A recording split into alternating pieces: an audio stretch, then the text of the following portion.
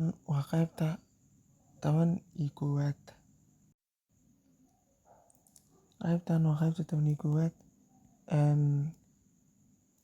magaceed maxaa la waxaa ku iibsan doona EFC Plus adoo haysta oo rabtid USDT. qaabka loogu iibsado waaye qaabkan iyo qaabka loola baxo. Okay, applicationka ku dhufanaysaa Somali Sheriff.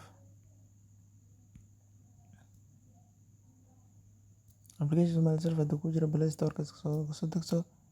shuruudihiisa waxaa waaye inaad iska diiwaangelisid, kadibna lacag walbo aad rabtid waa ka sarfan kartaa. waxaa ka helaysid Dogecoin, Bitcoin, Tron, waxaas dhan waa ka helaysaa.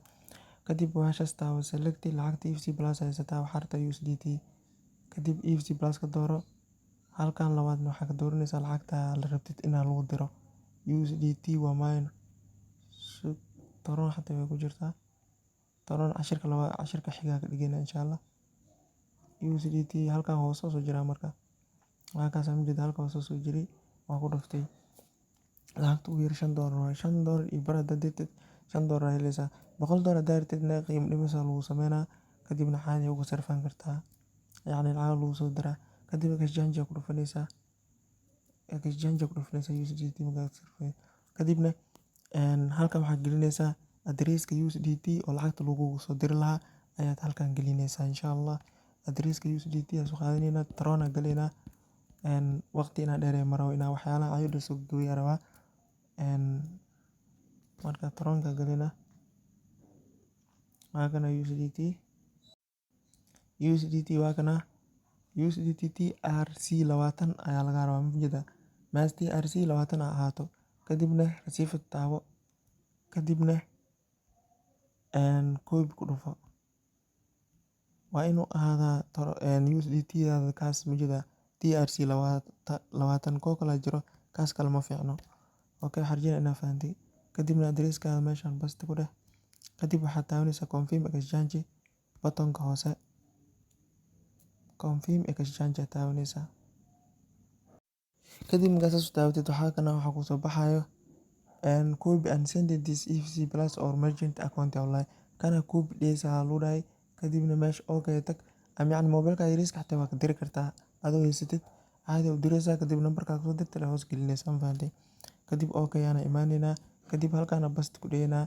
kadib $5 iyo bar waa maan $5 iyo bar aa qoraynaa. $5 iyo bar aa qoraynaa.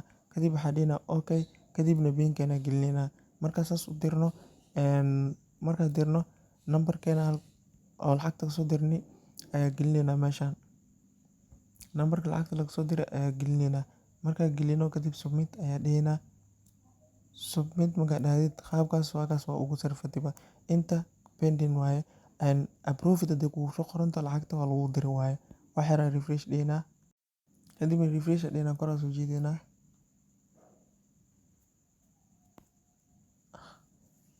waa kana kadib approved waa noo dhahay mujada. approved waa lahay yacni lacagtaada waa lagu diri wallet-ka waa lagu diri USDT gaada akoonkaada ka fiirsanaysaa. qaabkaas ayaa loogu sarfataa. hadda homeka meeshaan homeka taabanaynaa. haddana sidee ula bixinaa qaabkee loola baxaa.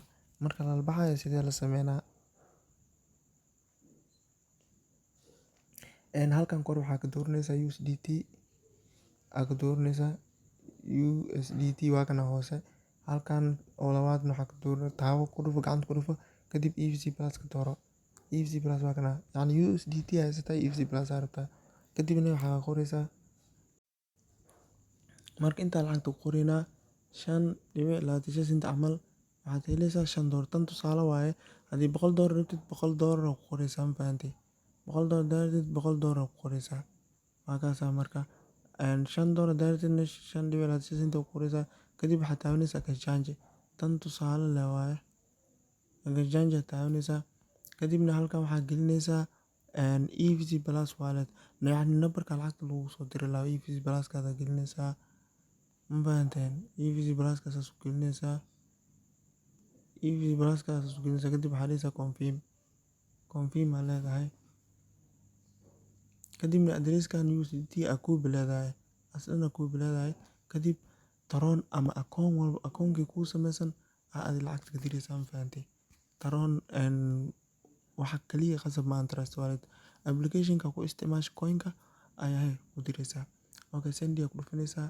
kadib USDT aa kusii dhufaysaa, kadib addresskaas aa paste ku leedahay, kadibna continuous aa sii leedahay ma fahantay 5.25 sent camal, kadib continuous aa sii leedahay. Continuous markaad dhahdid inta muxuu ku dhahayaa marka asi lacag waxaa kaa goostaa Tron oo goostaa. Tron lacagta uu kaa goosanayo meeshaan kugu qoran tahay, meeshaas kugu qoran tahay majeedaa, wuxuu ku dhahay 2.32 senti aa kaa goosanaa haddii lacagtan diraysid, lacag walba diraysid aa u malaynaa qaabkaasuu kaa goosanaa ma fahantay. Meeshaas le ka fiirso lacagta uu kaa goosanayo.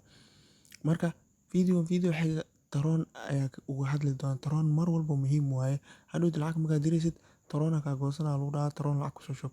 Qaabka lacag loogu shubi lahaa Somali Sarif ayaa kugu bari doona insha Allah.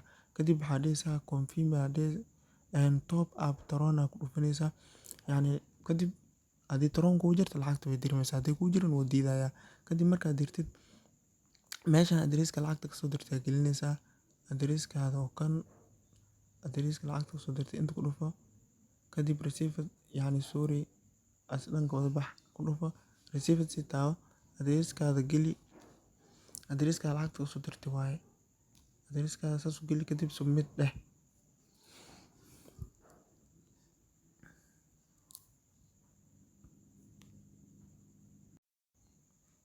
Kadib waakaas inta pending waa majeedaa, refresh aa soo dhahaysaa, refresh markaad soo dhahdid waa kana approved aa approved hadaa lagu dhahay lacagta EFT Plus waa lagu soo diri waaye. Qaabkaas ugu sarfanaysaa ma fahantay. Lacagaha ka sarfatayna halkaas taawo, kadib markaad taawatid akoonkaada gal, akoonkaada markaad galid lodge inaad dhahaysaa, akoonkaada markaad galaysid kadibna akoonkaada waa kana ilaa iyo 10 oo lacag ka sariftay. Meeshaan views all aa ku dhufan kartaa, views all aa ku dhufanaysaa majeedaa, views all aa ku dhufanaysaa waa kuwa lacagaha dhan aad sarfatay. Waxaan rajeynaa inaad fahantay, waqtina kugu sii baday marabi sidaa liskii diiwaangeliyay hadaa ka siin video part 1 kasoo daawo. Wassalaamu calaykum waraxmatullaahi wabarakaatuhu.